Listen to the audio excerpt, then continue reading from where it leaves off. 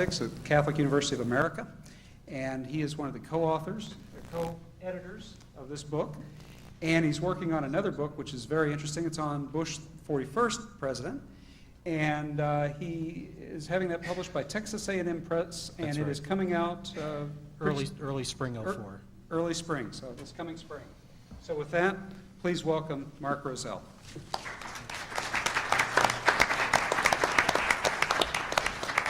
Well, thank you very much, and one of the nice things about being able to chair this panel is that I get to defer to my colleagues who will make all the interesting comments, since I played my role earlier this morning.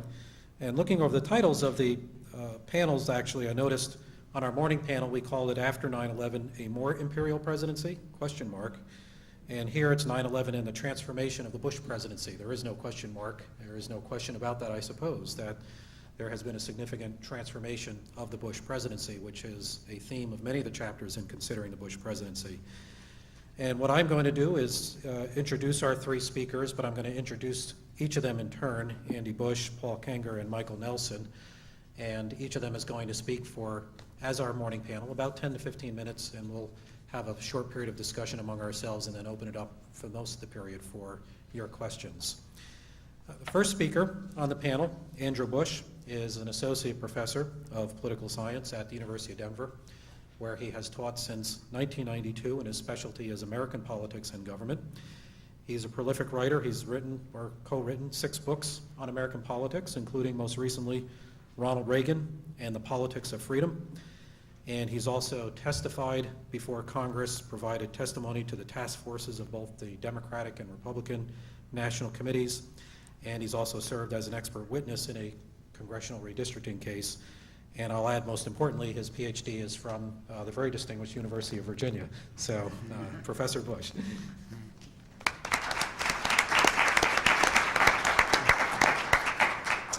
Thank you.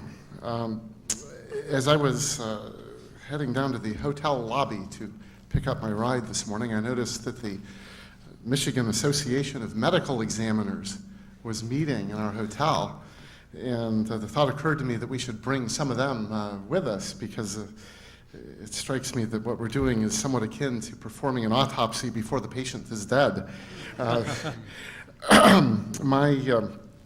section of this book was on the electoral career of George Bush, and so I looked at some things prior to 9/11, including the 2000 election, and a little bit also his gubernatorial experience electorally, but also looking at the post-9/11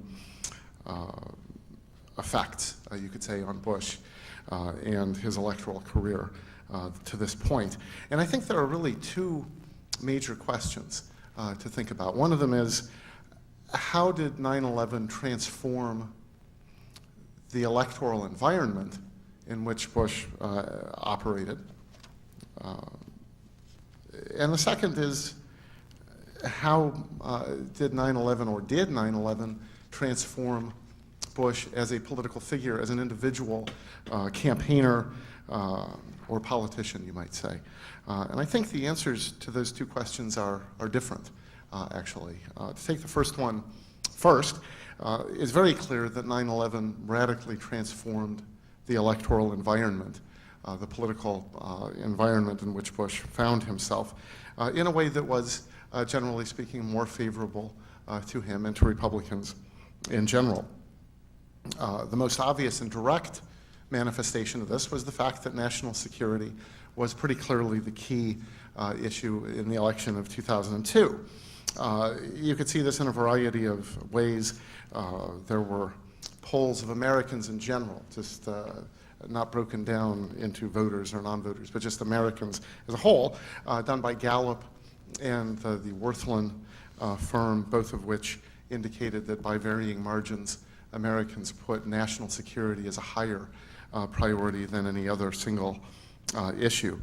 When you look simply at voters, it's a little bit harder, because the traditional system of exit polling broke down yet again, and I think terminally, until someone tries to revive it.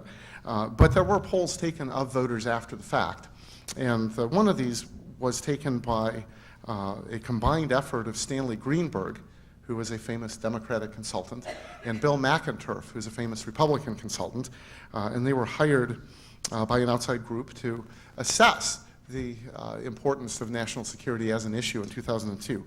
And what they found was that when they asked voters in the abstract which issue concerned them most, the economy actually was slightly ahead of national security.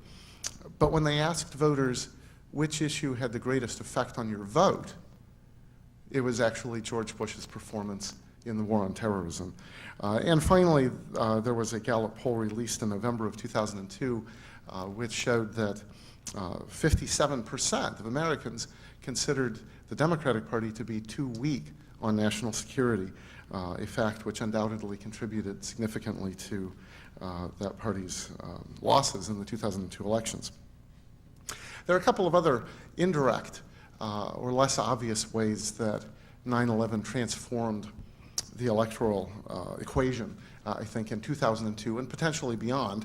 One of these is that I think it made Americans more likely to seek stability. Consequently, it made it less likely that there was going to be any major shift in party seats for either side in the 2002 election, and to whatever extent this instinctive desire for some stability continues, it would work, I would think, to President Bush's benefit as he seeks re-election. And there was, at least for a time, I think, a sense in which certain values were rejuvenated as part of the electoral equation beyond their normal status. Patriotism, for example, perhaps religion for some time at least. These are things, of course, that are shared across the political spectrum, and no one would want to claim that they're particular to a party, but certainly on average, I think the strengthening of those kinds of sentiments tend to work to the favor of relatively conservative candidates. The degree to which these things are still operational in a year and a half is hard to say. But I think it is fair to say, without any question, that even if the importance of national security declined somewhat between now and November of 2004, national security is still going to be a much more important issue in the presidential election than it has been in any presidential election since at least 1988. So the answer to the first question, very simply, is yes. 9/11 transformed the electoral environment in which Bush found himself. The second question is a little harder to answer, and I think much harder to answer unequivocally, yes. In one sense, there was a transformation, and that transformation in terms of Bush, the individual Bush, the electoral figure, was that his standing with the public did increase considerably. As we heard this morning, the rally effect was larger in public opinion and longer lasting than in any previous crisis situation for any previous president on record. And that clearly affects his electoral potential. But on the other hand, I think you could make a very good argument that Bush, the campaigner, Bush, the electoral figure, really wasn't fundamentally transformed by 9/11. In fact, if you compare his campaigning, his style, his conduct in the 2002 elections with the 2000 general election, with the 2000 Republican nomination race, or even his races in Texas, the theme, I think, more than anything would be continuity in at least four areas. First of all, there are certain attributes of the way that Bush approaches campaigns that have remained consistent even after 9/11. There are observers of the 2000 election who argued that the election was something of a race between the tortoise and the hare, with Bush being the tortoise and Gore the hare, who had momentary bursts of energy, but was finally overtaken, in a sense, by Bush, who was more steady, more methodical, perhaps more disciplined, and with perhaps a more focused message. Those things have been true across his campaigns for the most part, and I think continued to be true after 9/11 without significant change. A secondary would be the ways in which he appeals to voters. He has been able across campaigns to elicit a fairly high level of trust. He has worn well with voters over time. There were focus groups during the 2000 presidential nomination race that showed that the longer people saw Bush, the more they felt comfortable with him and liked him. In contrast to McCain, who was more exciting, perhaps more energetic, but didn't wear as well over time. Bush has shown a capacity to broaden his constituency, to broaden his coalition, first in Texas in the Republican primaries, and from the 2000 election to the 2002 election. Third, President Bush has both before 9/11 and after 9/11 been a prolific fundraiser. He was very skilled at that before 9/11. That has not changed. He set a record for presidential candidates in 2000. He set a record for presidents trying to raise money during midterm elections in 2002, and I have no doubt that he'll raise a new record for presidential candidates in 2004. None of that was really changed by 9/11, except that he possibly had even greater success than he might otherwise have had. And finally, there are certain common themes in regard to Bush's, I guess what you could call his tactical approach to campaigning that show a great deal of continuity across time. One of them is a willingness to take calculated risks, whether it's by supporting Social Security reform in 2000 or putting his prestige on the line in the midterm election in 2002. He has shown, I think, tactically a much better understanding than his father showed of the inherent connection between policy and politics. And he has shown a tendency to be able to learn from electoral mistakes and make adjustments over time. And that does not seem to have been affected by 9/11, if the elections of 2002 were any indication. In conclusion, the outcome, obviously, in the 2002 election was unusual. The president's party actually gained seats in the House and the Senate, enough seats in the Senate to regain control of the Senate. And this outcome, which was, I think, directly and indirectly tied to 9/11, had the effect as well of transforming President Bush's image to some extent in two ways. Prior to 2002, there was a real divide in the way that people interpreted Bush as a political figure or an electoral figure. On the one hand, because of the very closeness and the controversy surrounding the 2000 election, there was a kind of vision of Bush as the kind of the bumbler, the shallow, the accidental president who should have won and almost blew it. And the other vision was the vision of Bush as a relatively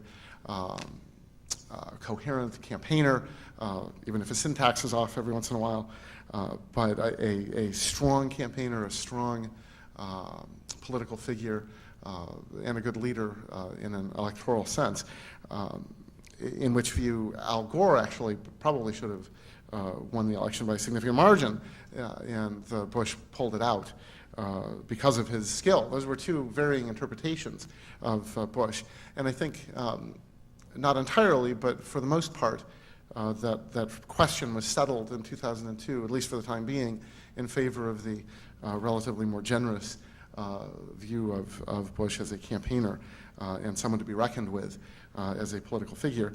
And second, of course, there were the whole questions having to do with legitimacy. Perhaps overblown, perhaps not. Even in January of 2001, 83% of people in the Gallup poll said they considered Bush to be legitimate, but in the average election, it's closer to 99%, and so there was still a gap. And the only thing that can overcome that kind of electoral controversy is subsequent success in another election. 2002 wasn't quite everything that Bush needed to totally overcome those concerns because he wasn't himself personally on the ballot, but it is fair to say that that those concerns seem to have died down to a certain extent after 2002 because of the success that the president had. This is not to say that no one argues that he's illegitimate. If any of you watched the Democratic debate the other night, that argument is still being made sometimes. And it's not to say that he's never underestimated, because I think clearly that still happens sometimes as well. But I think the electoral transformation that might be said to be particularly important in regard to Bush is that, at least as of this moment, on both of those questions, there's much less of a view of Bush as incompetent or otherwise unfit. Thank you.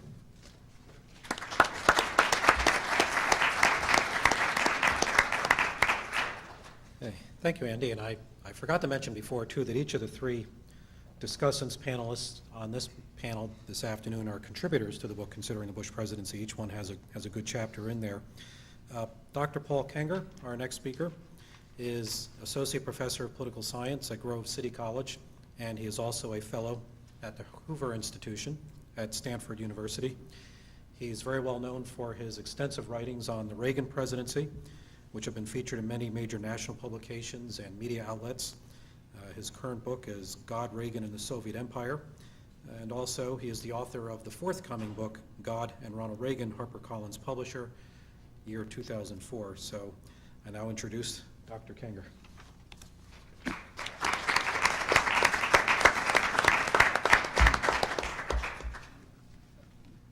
Thank you, Mark, and thanks to everybody here for having me out to speak.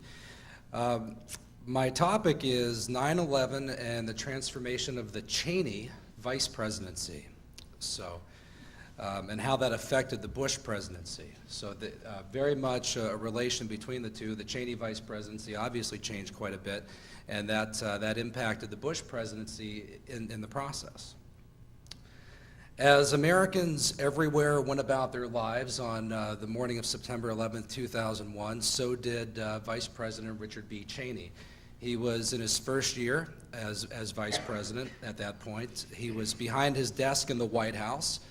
He had just returned from a trip to Kentucky the previous day. The president, of course, was in Florida that morning talking about education. And if crisis struck that morning, Dick Cheney would be the on-site commander-in-chief at the White House at 1600 Pennsylvania Avenue. A few minutes before 9 a.m., he was meeting with his speechwriter. They were talking about the typical upcoming speeches and what would be going the agenda in the few weeks ahead. His secretary walked in, announced that a plane had smashed into one of the World Trade Center buildings, and they quickly turned on the TV. A few minutes later, they watched the second also dash into the World Trade Center buildings. Cheney immediately thought of terrorism. Terrorism was the first word out of his lips at that moment. Cheney immediately convened a meeting of top staff. Again, the president was not there, being in Florida. As he decided how to react, a group of Secret Service agents burst into the room. They grabbed him, one grabbed him by each arm. They picked him up and they whisked him down the hall as quickly as possible, or as Cheney put it, quote, very rapidly, unquote. They don't ask politely, was how Cheney recalled it later. But they got him out of there quickly. The Secret Service had a report that from the FAA that an airplane was headed to the White House, possibly. It was Flight 77 out of Dulles Airport, which had made a circle and instead ventured toward the Pentagon. So what happened on that day, of course, transformed America. It transformed the Bush presidency, and it certainly transformed the Cheney vice presidency. Over the next few months, his location was a mystery. If you remember back, we weren't quite sure where Cheney was. He was at a number of undisclosed locations. When Bush gave his major speech to the joint session of Congress on September 20th, 2001, Cheney wasn't sitting there like the vice president typically is. He was somewhere that the White House knew where he was, but the rest of the world didn't. Saturday Night Live gave us some much-needed post-September 11th levity when they identified Cheney armed in a cave in Afghanistan, looking for Osama bin Laden. And the Cheney character pauses and says, sometimes, if you want a job done right, you have to do it yourself. And that's what Cheney was doing. But put more dramatically and accurately, what happened on September 11, 2001 dropped the former Secretary of Defense smack into the middle of another Middle East war. This prominently featured his input, so much so that the New York Times, one reporter called him the war minister. He was that closely involved, which is a stretch, but nonetheless it conveys the point that he was very much intimately involved. In the area of defense and foreign policy in particular, Cheney as a vice president brings very unique credentials, unseen among previous occupants. To the best of my knowledge, he is the first vice president who's a former Secretary of Defense. Could be wrong on that. I'm one of the few sick people in the country who pays that close attention to the vice presidency. But as far as I know, he's the only one who had previously been a Secretary of Defense. While he was at the Pentagon under the first administration, the first Bush administration, George Herbert Walker Bush, he was the Secretary of Defense who oversaw the Gulf War of 1991. And that war, militarily, went quite smoothly. Major operation, the goal of that operation was to push Iraqi troops out of Kuwait.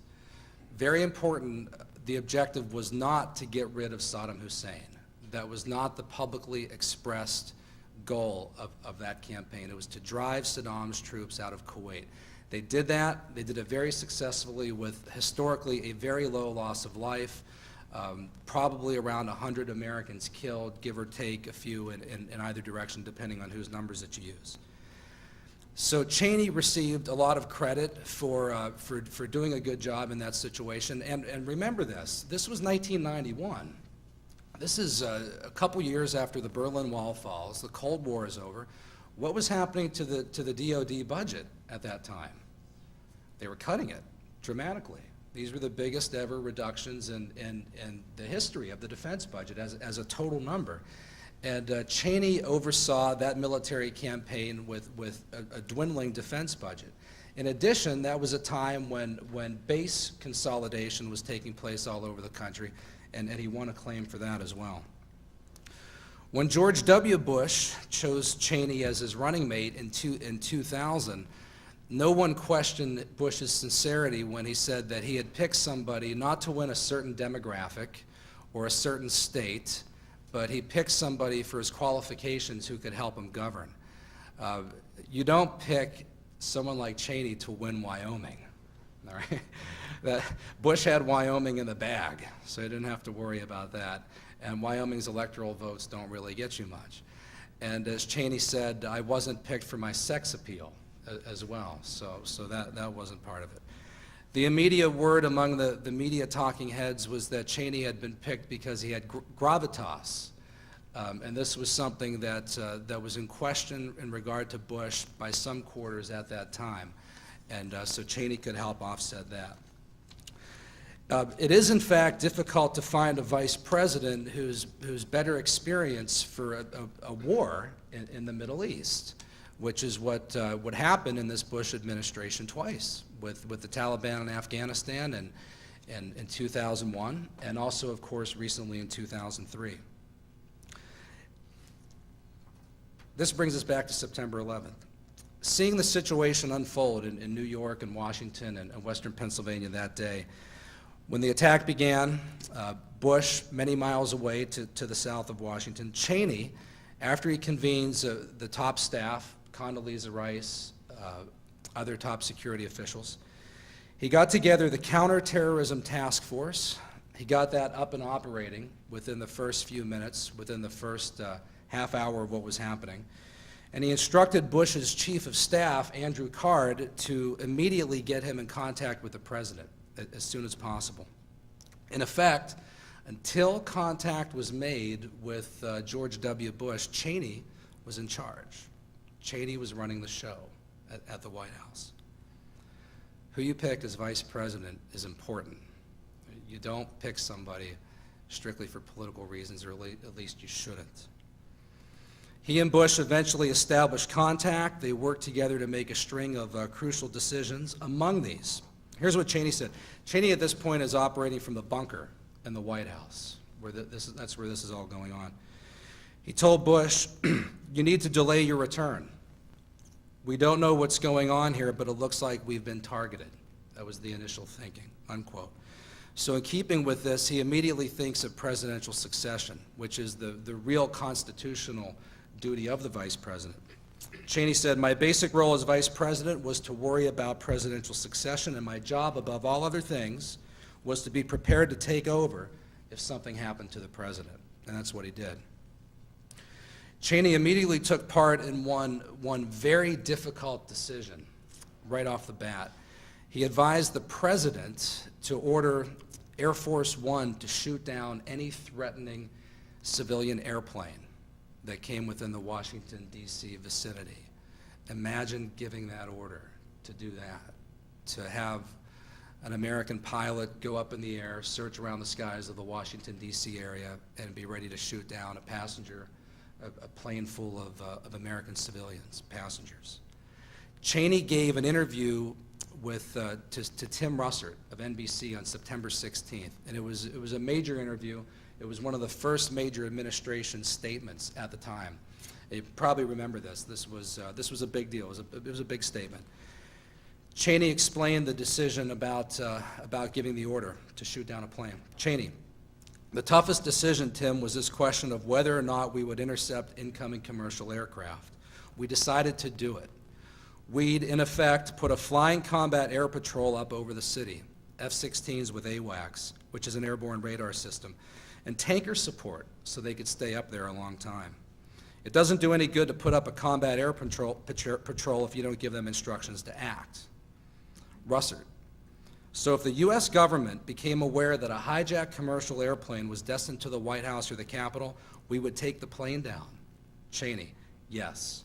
The president made the decision on my recommendation. If the plane would not divert, if they wouldn't pay any attention to instructions to move away from the city, as a last resort, our pilots were authorized to take them out." And that very well may have been the fate escaped by Flight 93, which went down in the fields of western Pennsylvania. In this interview, the September 16th interview with Russert, Cheney also became the first administration official to state categorically that they would go after Osama bin Laden. Remember, this is just 5 days after this happened. I think to this day, something that's not appreciated about September 11th is how quick we knew who to look for. That could have been a very, very, very frustrating few weeks, but we knew pretty quick. Cheney said this: "It looks as though the responsible organization was a group called Al-Qaeda. It's Arabic for the base. I have no doubt that bin Laden and his organization played a significant role in this. What we are going to do is go after Mr. bin Laden and all of his associates." Russert asked if there were any international law prohibiting the United States from going after bin Laden and his associates. "From killing bin Laden," was the exact words that Russert used. Cheney replied, "No, not in my estimation." Prior to the interview, President Bush had only said that bin Laden was a suspect. So at this point, Cheney went much further. Cheney also said that that a major change in U.S. policy would take place, and that we would also go after the nations that harbored terrorists. This happens here first, on this September 16th. This begins, by the way, for Cheney, a role that he's continued to this day, which is an administration spokesman on major foreign policy issues, including in the war on terror, which is quite a responsibility for a vice president. I'll read you his words on the 16th. "If you've got a nation out there that has provided a base, training facilities, a sanctuary, as has been true, for example, in this case, probably with Afghanistan, then they have to understand, and others like them around the world have to understand, that if you provide sanctuary to terrorists, you face the full wrath of the United States of America, and that we will, in fact, aggressively go after these nations to make certain that they cease and desist from providing support to these kinds of organizations." We've now become accustomed to this kind of language, but this was one of the first such statements. In addition, he warned Americans here to be ready for the long haul, to be in this for the long haul.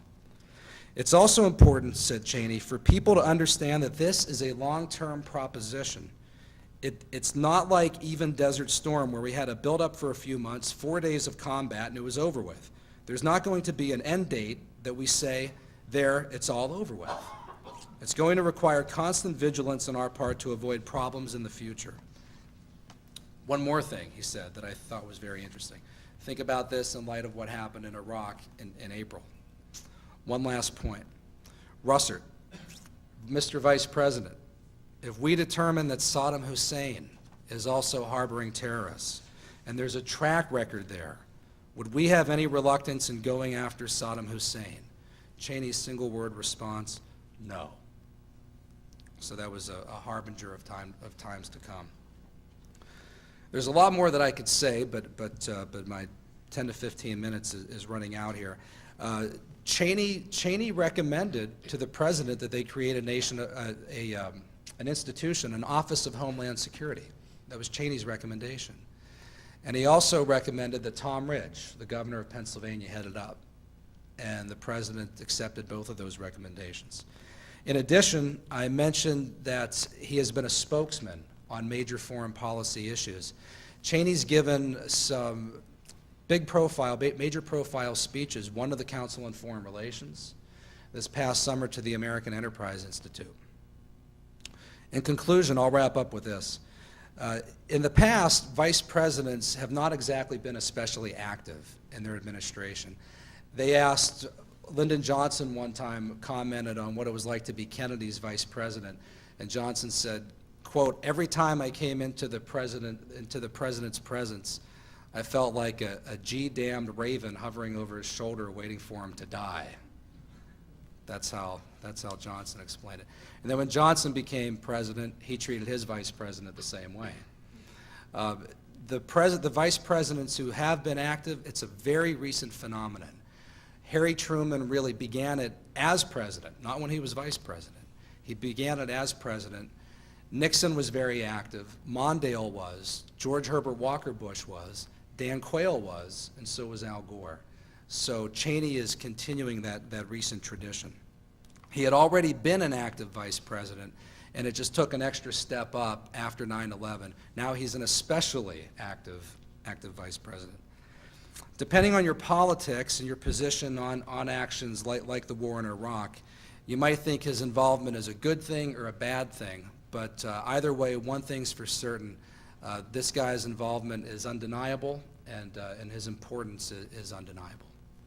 Thank you.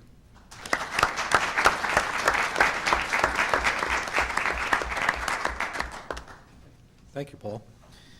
Our next speaker, my colleague Michael Nelson, is professor of political science at Rhodes College, and he's a prolific writer also. He's published 20 books on the American presidency, elections, bureaucracy, public policy, and higher education, and he's written nearly 200 articles on a wide range of topics for scholarly journals and other periodicals.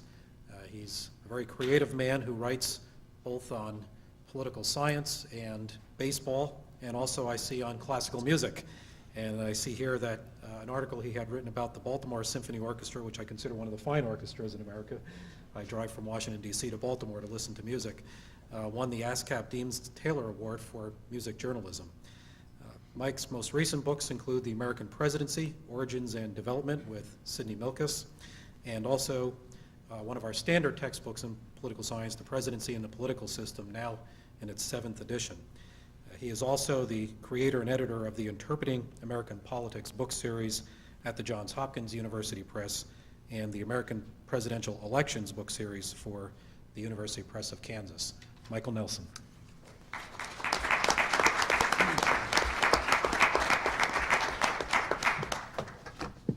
Thank you, Mark, and great thanks to Grand Valley and to the Howenstein Center and the McConnell Center for making this marvelous conference responsible. I was trying to remember coming in today from the airport the last time I was in Grand Rapids, and when I remembered, it was an of course moment. It was 16 years ago, and the occasion was a conference that former President Gerald R. Ford hosted at his wonderful museum in downtown Grand Rapids, and the theme of the conference was the presidential nominating process, the way in which the parties go about choosing their candidates for president.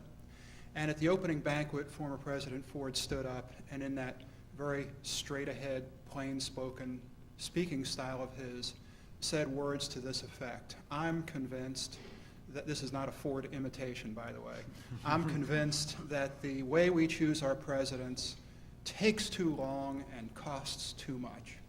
And then the next day and on into the following day, as political scientists like me gave our papers and our analyses, including a member of Congress at that time and a master's of arts in political science named Dick Cheney.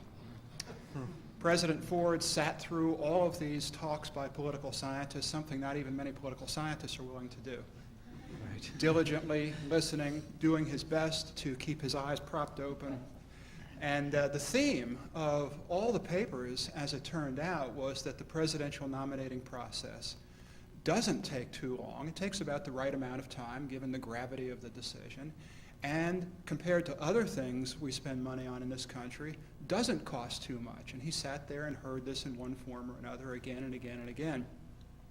And that evening at the closing banquet, he stood up and in the midst of his other remarks said, "And this conference has confirmed me in my view that the presidential nominating process takes too long and costs too much." So much for political science. That's right. I'm going to offer my remarks, I guess, in the form of a compliment, complement, to some of the other talks you've heard today, in that my focus is going to be less on President George W. Bush per se than on the political environment in which he governs, and a political environment that has some history to it. It's a bit of a cliche, I suppose, to say that we live in an era of divided government. Divided government meaning that the political party that controls the presidency does not also control Congress. But let me repeat that cliche and elaborate on it in these remarks, and then try to advance our understanding of it beyond the level of cliche. Divided government, again, that the political party that controls the White House does not control both houses of Congress. Young and even not so young people in the audience have grown up thinking that divided government is normal, and that united party government, when the same party controls both the presidency and the Congress, is the exception. Starting in 1968, which I mark as the beginning of the era of divided government, that situation has prevailed for 28 years, and united party government, Republican president, Republican Congress, Democratic president, Democratic Congress, has prevailed for only 8 years. In other words, during the course of the last third of the 20th century, we've had divided government nearly 80% of the time. Now, what's so odd about that? Well, if you look at the long era prior to 1968, you find that divided government was rare.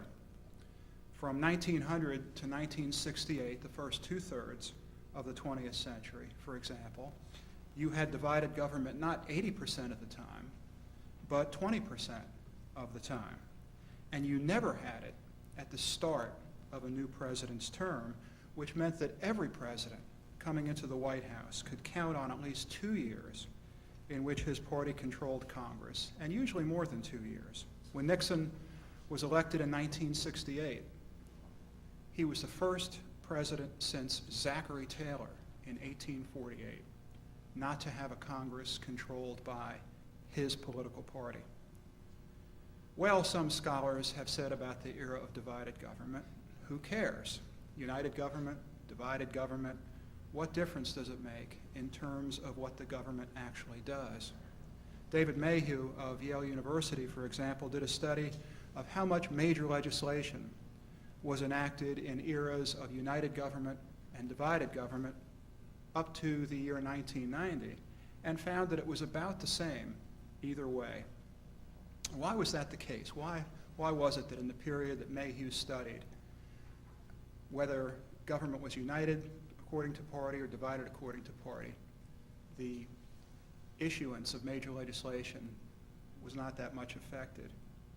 Two reasons I think, two main reasons. One was that until recently, there was a good bit of ideological overlap between the parties in Congress. Republicans tended to be more conservative than Democrats, but there were lots of liberal Republicans, mostly from the Northeast, and lots of conservative Democrats, mostly from the South. The other reason was that Washington was still operating under norms of behavior that endured from the long years of United Party government. Those norms held that although your party might control both branches of government now, it might not control either branch after the next election, so you'd better treat the other party in the same sort of civil and respectful manner that you'll want to be treated when you're out of power. Now, you may be saying to yourself, doesn't this guy know, don't I know that we don't have a divided government right now? Doesn't he know that George W. Bush had a Republican Congress when he was elected in 2000? And that even after Senator Jeffords of Vermont defected to the Democrats — by the way, I know that Jeffords presents himself as an independent, but I also know of another politician from Vermont who's going around the country now saying he's a moderate, so I'm not inclined to take politicians from Vermont at face value when they describe themselves. But even after Jeffords defected to the Democratic Party and gave the Democratic Party a majority in the Senate, Bush went out and recruited strong Republican candidates for the 2002 congressional elections, and he raised money for them, and he campaigned for them, and he won back the Senate for his party. Don't I know that? Well, yeah. And don't I know that Bush is at the head of a united party government, and that there's a very good chance, not by any means a certainty, but there's a very good chance he'll still be at the head of a united Republican government after the 2004 election. Well, I know that too. And here's where I want to move on from affirming the cliche that we're in an era of divided government and say something new, namely that we are in an era of institutionalized divided government. Well, what does that mean? It means that the parties now conduct themselves in Washington as if the government is divided, even when it's not. Those old norms in the Washington community about treating the other party respectfully when you're in power so that they'll treat you the same when the tables turn, those norms are gone, shattered by the expectation that most of the time neither party will be either completely in power or completely out of power, so they might as well fight each other like hell all of the time. On top of that, the battle lines between the major political parties have hardened along an ideological divide. Remember the days when the parties overlapped in their philosophies because the Republicans had a liberal wing and the Democrats had a conservative wing? Those days are pretty much gone too. As recently as the 105th Congress, only one Democratic member of the U.S. House of Representatives, a man named Ralph Hall from Texas, only one Democratic member out of more than 200 in the House was as conservative as the most liberal member of the Republican Party in the House. So how does institutionalized divided government manifest itself even when you have a situation of united party government like you do now, Republican president, Republican Congress? It manifests itself in the de facto 60-vote rule in the Senate and in the willingness of the out party, currently the Democratic Party, to exploit that rule. Now, 60-vote rule, what is that? Doesn't it just take 51 votes out of 100, a simple majority, to pass a bill through the Senate or to confirm a presidential nomination? Well, sure, if the bill or if the nomination ever comes to a vote. But under the rules of the Senate, any time that the minority party can muster even 41 votes out of 100 to oppose what the majority party wants to do, those 41 can keep the Senate from ever voting. Do they actually do that? Well, 35 years ago, almost never. Today, around half the time, Bush may have thought that he'd won a Republican Senate in 2002 because there are 51 Republicans in the Senate. But 51 isn't 60. and on many issues, 60 is what it takes to govern. The most obvious example of intransigence on the part of the Senate Democrats has been judicial nominations. A couple weeks ago, Miguel Estrada, Bush's nominee to the Court of Appeals for the District of Columbia, the second most powerful court in our country, Estrada withdrew his nomination. The Democrats had made clear that they were never going to allow Estrada's name to come to a vote. If it had, he would have been confirmed. And by the way, the Democrats make a sort of legitimate point when they say that Senate Republicans treated Bill Clinton's judicial nominations in the same way. What about the Supreme Court? The 9 justices currently serving on the court constitute the oldest court in history. The average age of these 9 justices is greater than the average age of Supreme Court justices at any time in its 200-plus year history. Now, historically, vacancies on the Supreme Court have occurred on an average of once every 2 years, but it's now been 9 years since the last vacancy on the court, the longest period, the longest dry spell of its kind since 1823, when the court was much smaller and when you would expect less turnover. Again, speaking historically, 88% of Supreme Court nominations, going back now to the beginning of life under the Constitution, 88% of Supreme Court nominations by presidents have been confirmed when the president's party controlled the Senate, as Bush's does now. That sounds like a pretty good average. But historically, the Senate has never kept a Supreme Court nomination from coming to a vote. Senate Democrats now have that power. They've shown a willingness to use it, and I think they will use it if Bush does what he once said he would do, namely appoint justices in the mold of Antonin Scalia and Clarence Thomas, the 2 youngest and most conservative members of the current court. In the era of divided government, institutionalized divided government, the third branch, the judiciary, may be the most vulnerable to bitter party politics of all. Thank you.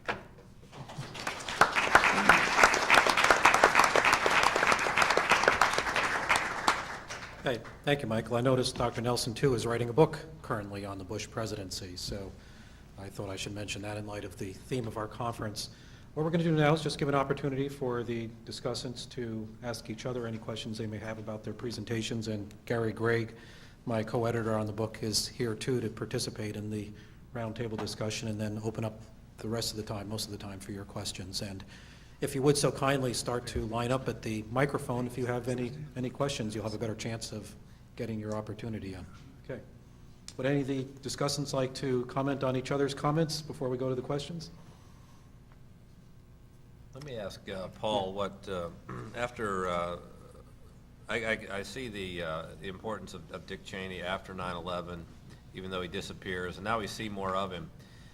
But tell me what's going on. I mean, I saw him yesterday, and this sort of maybe symbolic, but yesterday when I saw him at the at that little prayer thing which Bush did, which struck me as kind of strange. The whole White House staff is standing on the lawn, and I mentioned this morning, but Bush and Laura and Cheney and Lynn Cheney, all they do is they walk out silently, they bow their heads in prayer, they turn around, and it's kind of awkward if you watch this because Bush and Laura were done with their prayer long before the Cheneys were, and so they're sort of just staring off into space for, a considerable amount. It seemed like eternity standing there. And then Cheney turns around and goes. And it seems to me, I hear him some speeches, but I don't see, how active is he now? Is he as important as he was, or is he fallen off? Well, the administration is trying to be very sensitive to the fact that that Cheney in no way overshadow the president. And there was a big concern after that September 16th interview with Russert that Cheney suddenly looked like the front man. And he got rave reviews from the press generally, left, right, about his performance on that day. And so the administration immediately decided at that point, get Bush out there a little, not so much get Bush out, but bring Cheney back in a little bit. Of course, Bush had the bullhorn moment. That was, I think, September 13th or 14th, I believe. So they're sensitive to that. And so that could be, that's factoring into how often Cheney is out there. That said, they still want him to continue to go out and give speeches occasionally as an authoritative voice on foreign policy, which is why, for example, you saw him at the American Enterprise Institute this summer. But you won't see him doing that every month. You'll see him doing that occasionally, and that tends to be what he's doing. At the same time, he's also daily involved in the decision-making process, and that hasn't changed. I don't know if I answered your question. So if I may summarize, he's as influential and as powerful behind the scenes as ever, but they're not putting him out front. Yes. We don't see it. Yes.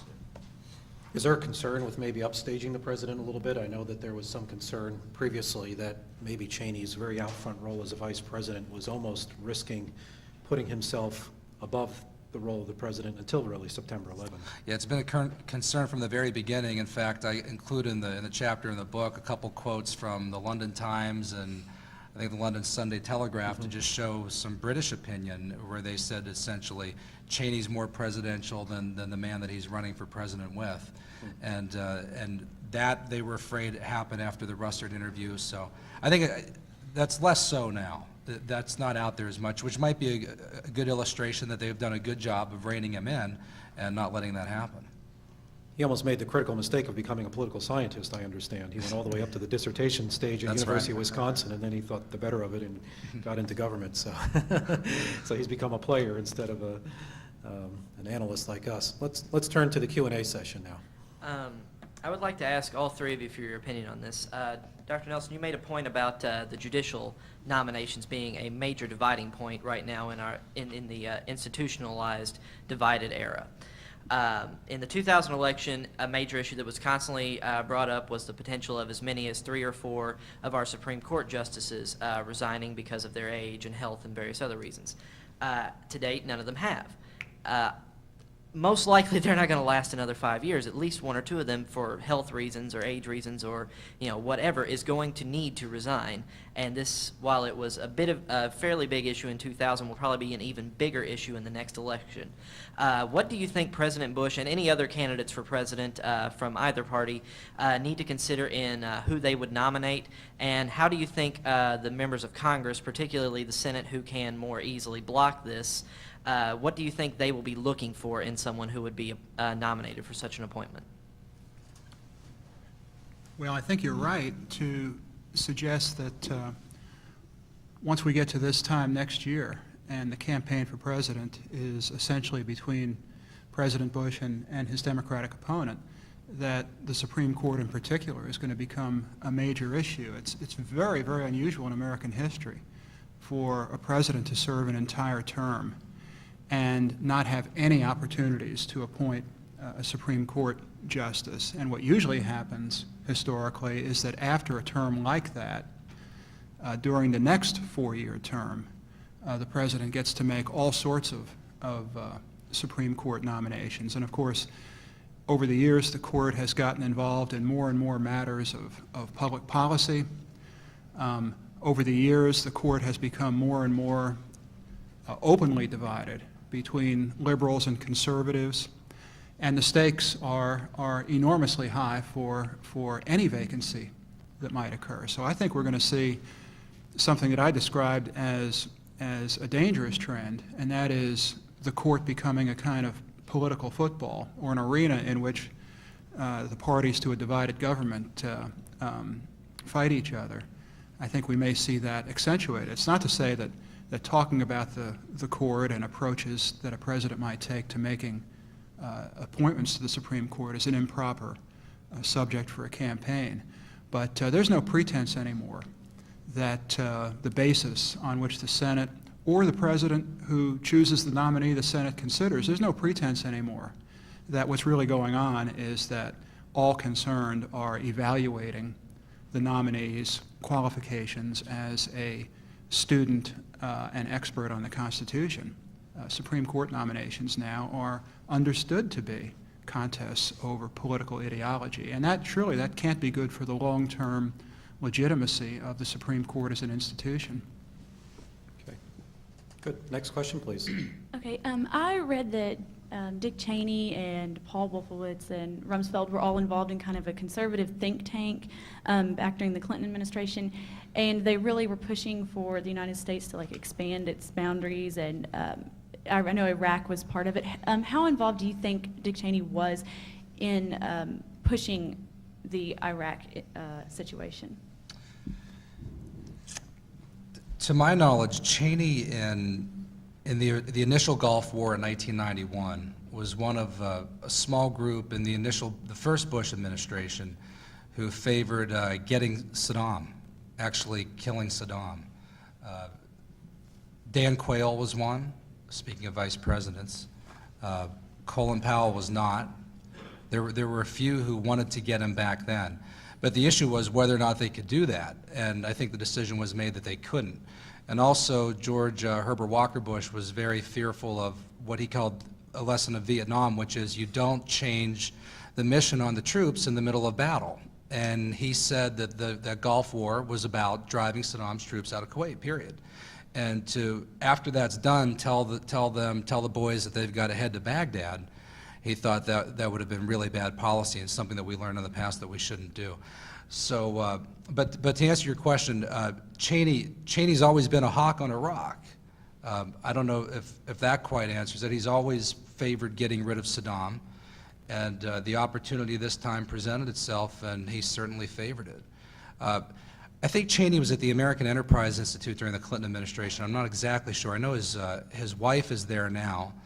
Wolfowitz was at Johns Hopkins School of Advanced International Studies in Washington.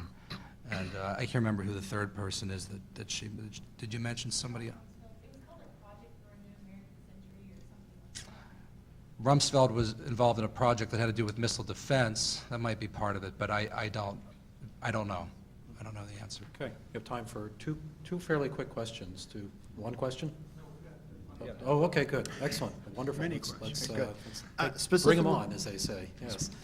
Specifically to Professor Nelson, but any other panelists can comment on this. You talk about how we live in an era of institutionalized divided government. You mentioned judicial nominees, but we've seen it at least a couple of times before where the president has been able to overcome this. Two examples that come to mind are specifically Iraq and then the tax cut, to the point that even the Democrats were hawking their own tax cut proposal, which seems somewhat antithetical to what you would think the Democratic Party would stand for. How can you explain the disparity in that President Bush can somehow, I wouldn't say coerce the legislature or legislative branch or get the legislative branch on his side on these issues, and he can't on judicial nominations? Is it a structural issue, is it an institutional issue, or is it the fact that you might not be able to sell judicial nominees to the average American voter? It's a very good question, and you're right to identify one of the possible answers as that it's a structural issue. I talked in my remarks about the fact that on almost all matters, passage of most legislation, passing on Supreme Court nominations, 41 senators, 2/5 plus 1, can keep the Senate from voting.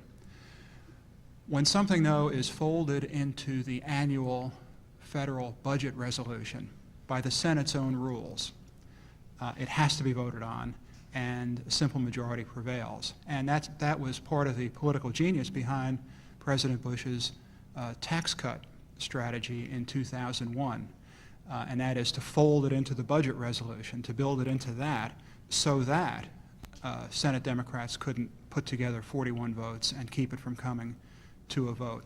You mentioned Iraq as well, and we could go on and talk about other things that Bush has asked for and that Congress has passed, for example, an education bill. In those instances, support from the American people was so strong, or Bush was so successful in forging a bipartisan coalition in which congressional Democrats felt a sense of ownership, as in the education bill, that the partisan motivation was sort of muted among Senate Democrats. They're going to pick their shots because the one thing a party doesn't want to be thought of is just being obstructive as a default setting. But on important things, I think we're going to see more and more the futility of having a majority in the Senate that's smaller than 60 votes. Next question, please. Oh, go ahead, please. Well, I was just going to add something briefly to that. I think it also, to some extent, has to do with the difference on those issues in terms of how seriously important parts of the Democratic coalition take them. On tax cuts, of course, many Democrats are philosophically opposed to tax cuts either in general or the sort that President Bush proposed. But it's hard to say that there are very many well-organized groups that make opposition to tax cuts a kind of litmus test in the way that many of the groups in the Democratic coalition have begun making judicial appointments a litmus test for Democratic senators. So I think that's part of it as well. The other thing that I would point out, and I think Professor Nelson is absolutely right about the 60-vote question. Having 51 votes is not enough to get a lot of what you want. But we do forget that after the 2002 election, there was some movement on judicial nominations. There were some folks who had been held up who weren't held up anymore. And it didn't mean that the president got everything that he wanted, as you could see with the Estrada nomination and others. But I think for every one that is blocked now, there probably would have been 3 blocked, or 2, if there hadn't been that shift. Democrats had to pick their fights a little more carefully. And so divided government doesn't mean a total lack of action, but even if it's, whether it's de facto or official, but it certainly does create a lot of problems for the president. Okay, please, sir.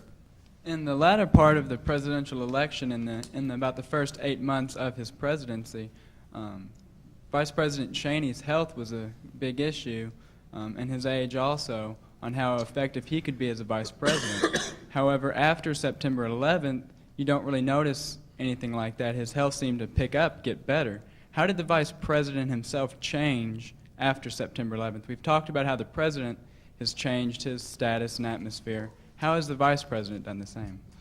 Yeah, I don't know if he's decreased his level of activity. For example, he's been getting really, very good medical treatment.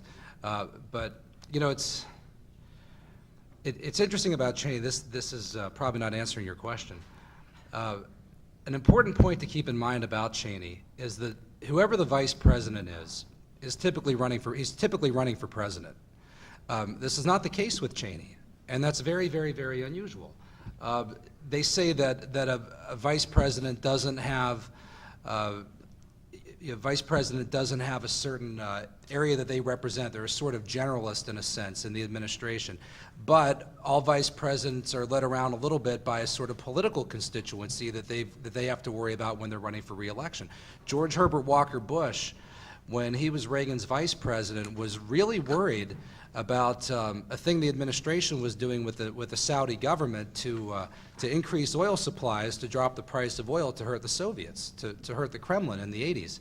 And George Herbert Walker Bush didn't favor that because he was afraid it would really hurt his re-election chances in winning Texas in 1988. But Cheney, Cheney doesn't have any of those concerns. And so, in a sense, Cheney's really a model vice president in that you don't have to worry about him politically as much as you might have to with certain other vice presidents. You don't have to worry about giving him a sensitive political task or this or that. I know that's not answering your question, but I thought it was a point worth noting, if that's okay. Yeah, but all the discussion, though, about his health, his longevity and so forth, seems to have just waned. It was there for a long time, and once his stature really increased in the wake of the Bush presidency transformation, that discussion just seems to have dropped off the radar screen. Well, it has in one other way in which I think the health is relevant. I was talking to a group about this the other day. Who are the Republicans? Let's say Bush wins in 2004. Who are the Republicans going to run in 2008? Usually the first person suggested is the vice president. No one's talking about Cheney as even a suggestion. One, because he doesn't seem to want to, and 2, because of his health. At that point, he'll be considered too old in light of his health to run for president, even if he wanted to. Okay. Mark, can I interject before you Yes, of go on course. to that? Yeah. I'll try to answer that question, even though you avoided that question. It seems to me that maybe we're hearing less about Cheney's health because it doesn't seem to matter as much anymore. I think before September 11th, there was a real question in a lot of people's minds: was Bush even up to the job? You could dislike him, but you also think he's not. It's difficult now, I think, after 9/11 and seeing that. You can disagree with him. You can think he's way off the mark, but it's difficult to say he just can't do the job. He's just not up to it. And I don't think those questions are really there in the most radical minds. It's there, but most people it's not anymore, and it's not. So those jokes don't happen, I don't think, anymore. Yeah. That's my guess on Yeah. that. Okay. Okay, good. Please. Next question. I'll direct this to Michael Nelson. He said the Supreme Court would be a very contentious thing. And since we can't control who might be on it, has anybody constitutionally tried to hold them to the phrase of shall hold their offices during good behavior, which always is explained to me to be they could limit the areas in which they adjudicate. Is there any hope for that at all? And that's the constitutional question. Well, that's one of those vague phrases sprinkled throughout the Constitution that could have ended up meaning almost anything. And you may recall from your study of history that when Thomas Jefferson became president as the head of the Democratic Republican Party, it was the first time that party had assumed power under the Constitution. And they won the presidential election with Jefferson, and they won the congressional elections as well. And Jefferson looked at the courts as the remaining Federalist Party bastion in government. Well, what was he going to do about that? One of the first strategies he tried was to stimulate in Congress an impeachment of one of the leading justices on the court at that time, using this phrase, during good behavior, very loosely. Well, even a Congress controlled by his own party wasn't willing to go that far. And since then, the phrase during good behavior has meant, good behavior means anything short of outrageously bad behavior and obviously bad behavior. Taking bribes, who knows what else might go on that list. So I wouldn't invest my hopes, if you're looking for a change in the court, I wouldn't invest my hopes in removing justices from the court through the impeachment process, which is how that would be enforced. I wouldn't invest my hopes in that as the strategy.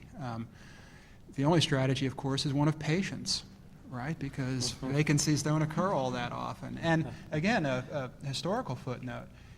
We, I think, today sort of take the idea that there are 9 justices as somehow a canonical number. Maybe it's because baseball was mentioned earlier. Maybe it's because there are 9 players on a team and 9 innings in a game. It just sounds right.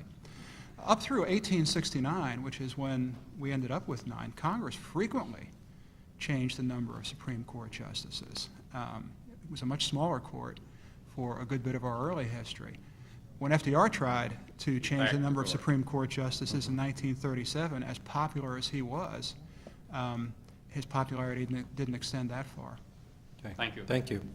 And I think we have time for another question? Okay, very good. Please. We have time for several more questions. Mr. Bush, this question's for you since you spoke on the electorate. We know in 2000, all the polls that were going out showed that the electorate was more concerned with, domestic relations than foreign policy. It was thought that Bush was a great businessman, but the Democrats try to portray him as being almost an imbecile as far as foreign relations goes. He was elected, September 11th rolls around, and foreign policy skyrockets. The economy bombs. The electorate is like, okay, now we're worried about foreign policy. And Bush is doing a great job at that, but the economy's bombed, so the Democrats are now trying to portray him as that he doesn't know what's going on with the economy. 2004 is coming up. It seems like foreign relations is still going to be the main issue. And it just seems like the Democrats, in their criticisms of him, is it the fact that he really has them spinning and they don't know what to do? Are they trying to hang their hat on anything to make him look bad? or are they just not playing the game right as far as the fickleness of the electorate goes? Well, first of all, I'm not sure I would say that the electorate was fickle. I think you could make a good case that the electorate should have been paying closer attention to foreign policy throughout the 90s, and that our president probably should have been too, for that matter. But, there were sensible reasons. I mean, there was no obvious threat sitting out there. It made a certain amount of sense for people not to consider that the number one priority. And of course, after September 11th, it made a great deal of sense for people to consider it the most important issue. So I'm not sure I would attribute this shift to fickleness by the electorate so much. Clearly, the Democrats in 2002 had a test run, you could say, for 2004. And they had two problems. The first one was that they really did pretty much concede foreign policy in the sense that they instead of trying to make their own foreign policy case, they really tried to change the subject. But that close to 9/11, you really couldn't change the subject that well. The other thing that they had going against them was that on the economy, while the economy had certainly was certainly weaker than it was in, say, 1999 or early 2000, it wasn't terrible. I mean, I think I would be reluctant to use the term bombed, in the sense that, for example, in October of 2002, right before the election, the unemployment rate was 5.7%. That was higher than it had been, but it was also lower than the annual average in the entire first term of the Clinton presidency, which was 6.0%. The economy was growing, income was growing, not as fast as it had been, but the economy was in a kind of state between exaltation and disaster, but it wasn't a disaster. And the Democrats had, I think, a hard time, first of all, convincing Americans to blame the president for it. If the economy is unsatisfactory in the lights of most Americans in 2004, they might have better luck with that because he'll have had 2 more years. But they also didn't have anything in particular to offer as an alternative. So, for example, they would, a typical tactic of Democratic candidates in 2002 was to attack the tax cuts of the president, but then actually refrain from calling for their repeal. Now, there are some Democratic candidates today who are calling for the repeal of the tax cuts. That might not work either. When you go to people in a struggling economy and say, well, we're going to cancel your tax cuts, I'm not sure how effective that will be, but at least it will give them a plan. In 2002, they really didn't have a plan. And so to some extent, they're in a box because circumstances changed. And to some extent, they're in a box because of their own strategic decisions. But a lot can change between now and 2004. Any of the other panelists want to jump in on that discussion about the Democratic Party? Next question then, please. Yes, this is a question to Mr. Bush. You said during your speech that the 9/11 attacks gave President Bush a boost of support like no other president probably had during the history. And also, this support lasted for a lot longer. I would probably add that even the victories, or at least partial victories in Afghanistan and Iraq, helped that support grow. But now that the administration is dealing with a lot of problems with the situation, at least in Iraq, how do you see the wars or the situation in Afghanistan and Iraq deal with the long-term support that Mr. Bush is receiving from the American population?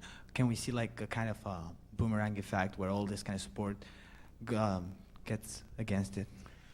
Thanks. Thank you. That's a good question, and I think it remains to be seen. That's why this is, as I said, a little bit like performing an autopsy on someone who's not dead yet. I think the short answer to that is that certainly changes in the foreign policy situation already have undercut his approval to some extent, and certainly have the potential for doing that more.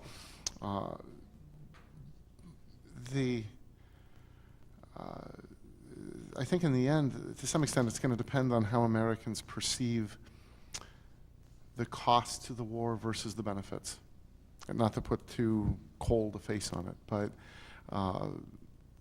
part of the reason that I think the president has slipped recently is because the cost has seemingly gone up, and people are somewhat more skeptical about the benefits because of questions about weapons of mass destruction and so on. Those factors could change between now and 2004 in any direction. Right? The cost could go up quite a bit higher, or the situation could stabilize and the cost could decline, in which case he would be on an upward trend again. The benefits might be perceived differently a year from now. There is talk going around. Of course, we spent several months collecting Iraqi documents and things of this nature that have been investigated. And there's, I think, a considerable possibility that there will be a presentation made sometime in the next few months that will show what we found. Even if it isn't a huge stockpile of nerve gas somewhere, there are things that have been found. And that could cause people to once again increase their perception of what the benefits have been. So it's very hard to calculate, I think. The one thing that I would say is that I think there's a lower limit to how low the president can go on account of that issue. And I think he might be getting close to that point, unless there's a total blow up.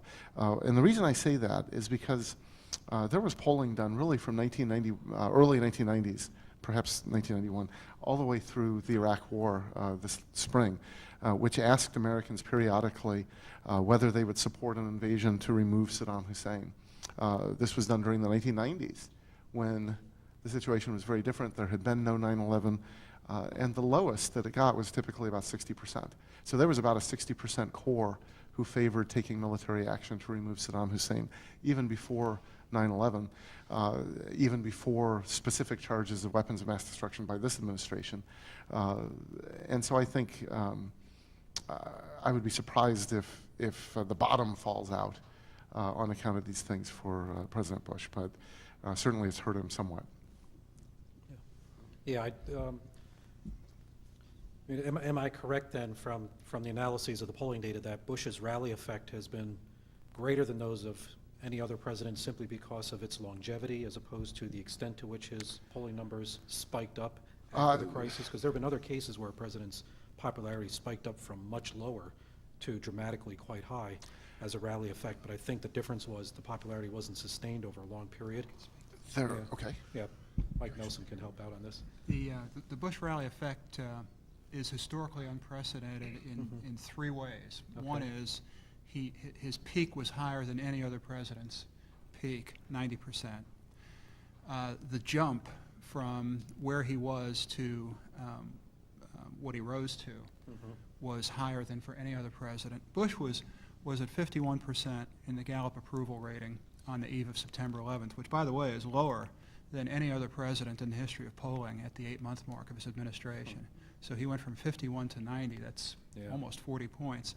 And by any measure, and there are disputes about how to measure this, but his rally effect lasted longer by far than any other presidents in history. Now, I should say that it's September 12th today, and the latest Gallup poll shows his approval rating down to 52%. In other words, essentially where it was before September 11th. That's not a reason to think he's going to lose the 2004 election, because the evaluation the voters are making now is Bush compared to their ideal president, and surely whoever the Democrats nominate won't be ideal in every way. But what I think it shows is that Bush, for economic reasons, for reasons you mentioned concerning the difficulties of securing the peace in Iraq, I don't think it's by any means a sure thing that Bush will be reelected. I do think the 2004 election will end up being a referendum on Bush, more than an evaluation, comparative evaluation of Bush and whoever the Democrats nominate. And so his fate is really in his hands, I think. Just one other quick question, because one of our presenters this morning mentioned international opinion and how Western European opinion in particular is so strongly against the president. This fact gets repeated so often in the American media. Does that have any traction in American domestic opinion, what others abroad think, if this gets repeated so frequently? I think Perhaps some, but not a lot. Yeah, yeah, okay. Next question, please. This is kind of open for anybody on the panel that would like to jump at it. Earlier today, we discussed whether or not Vice President Gore would have been as successful as President Bush if placed in a similar situation with 9/11. Dr. Gregg commented that he felt that 9/11 placed the president in a position to succeed, but that Bush had leadership skills inherent that made him more successful than he believed what Gore could have been. So my question would be, if 9/11 had not come around, would President Bush have had the opportunity to display those skills, and would he, as a result, have been so popular, looking at a second term and pretty confident about it? Well, I'm going to follow the precedent of giving an answer that you want to give, even though it's not directly responsive, inspired by the question rather than responsive to it. Give me a chance to weigh in on refighting the 2000 election. Gore is one of the. I'm from Tennessee. Gore is one of the smartest people, perhaps, in the history of American politics. He doesn't think he needs any help in that way. And George W. Bush is not one of the smartest people in the history of American politics. He has many other virtues. He does realize that he needs the help of other people. And one of the things I think that would have distinguished a Gore response to 9/11 from a Bush response to 9/11 is that I don't think Gore would have had nearly as strong a team of Defense Secretary, Secretary of State, National Security Advisor, and so on, as Bush had. So to me, the collective wisdom, judgment, and intelligence of the Bush team in the aftermath of September 11th is probably, it was great, and probably greater than the team that Gore would have assembled as someone who really doesn't think that other people have a whole lot to tell him that he doesn't already know. Yeah, I would I would add on that. There's really a lot to be said for Bush as a manager and decision maker. A piece in the Atlantic Monthly by Richard Brookhiser was extremely insightful on this, and also Bob Woodward's book, Bush at War. Bush learned the sort of case study method management in the MBA program at Harvard. He really understands how to get people together, how to bring in advice, how to sort of how to organize thoughts, and how to pull a team together it's like a CEO. I mean, he's really a decision maker more in a CEO kind of model, and because he has capable people around him, that's worked extremely effectively. And this is really a very good example, I think, of how a president's personality and style makes a difference. You know, that speech he gave to the joint session of Congress, I don't mean this as a negative against Al Gore, but I mean, only Bush could have given that speech. That speech was just so uniquely Bush, the personality, the way that he acted. And maybe Gore would have given a good speech and would have had very high approval ratings following it, but it was just, you couldn't imagine anybody but Bush giving that speech. The way it was, the way he comported himself, it was.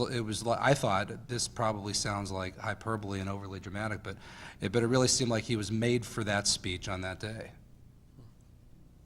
Mark, could I? Yes, please, Gary Gregg. I think to ask or answer Bill's question maybe even more specifically. I think the answer is no. He could not have been nearly this popular without 9/11.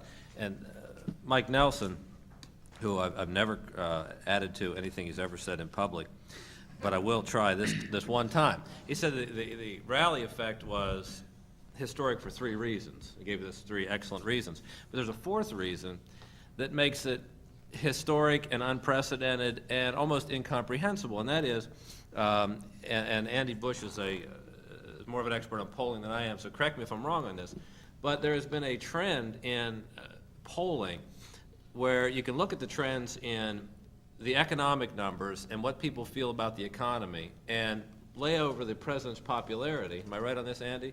And they're almost essentially the same. As we feel good about the economy, we feel good about the president. As we feel bad about the economy, we feel bad about the president. And so to look at Bush's rally, as large as it went on, no rally in history has ever lasted more than 10 months. This has been going on now for 2 years.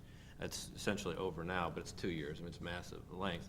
But you got to factor into that this rally occurred, that he's at the 70-some percent, 60-some percent popularity at a time when, remember all those corporate scandals were going on? Collapsing stock market, people feeling terrible about the economy, unemployment rates up, all economic bad news, budget deficits coming, huge budget deficits. That's what you have to factor in too. And you take out 9/11, and if you have all that bad news in there, it seems to me his numbers are atrocious. He's got to be really unpopular without 9/11 and all that he does after 9/11. Maybe something else would have come in to fill that void, but I can't see what it would have been right now. So. Can I add, if Bush does get reelected, historians will look back. I'm always intrigued by the comparisons between Bush and his father. And it will have been said that his father was unfortunate to get a recession at the end of his term, and Bush had his at the beginning of his term. And that made all the difference. Well, that says a lot about how we pick presidents, doesn't it? That we kind of It does. let the occasion ride on the cycles of the economy. Yeah, it's a good last thought, I think, for this discussion. Well, I want to thank Andrew Bush, Paul Kengor, Michael Nelson, Gary Gregg for this fine panel. There is a tour of the Ford Library, 3:15, a keynote address tonight. Roger Porter of the Kennedy School at Harvard University, and perhaps most importantly, soon after, a book signing of Considering the Bush Presidency by Gary Gregg and myself. So I thank you very much for coming. Thank the panelists, too.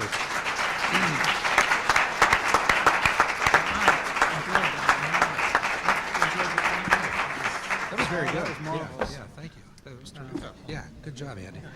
That essay is not in here. Well, there's stuff in here that I love your provided statistics. foundation. Yeah. So I talk about divided government in a way that overlaps but doesn't replicate it. Okay. What have you written on baseball? This guy wants to talk to you. It'll take me a while to tell you. Gary Gregg and I are the co-editors of the book, so either one of us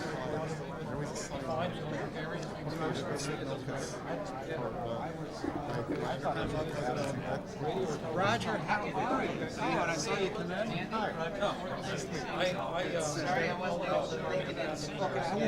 I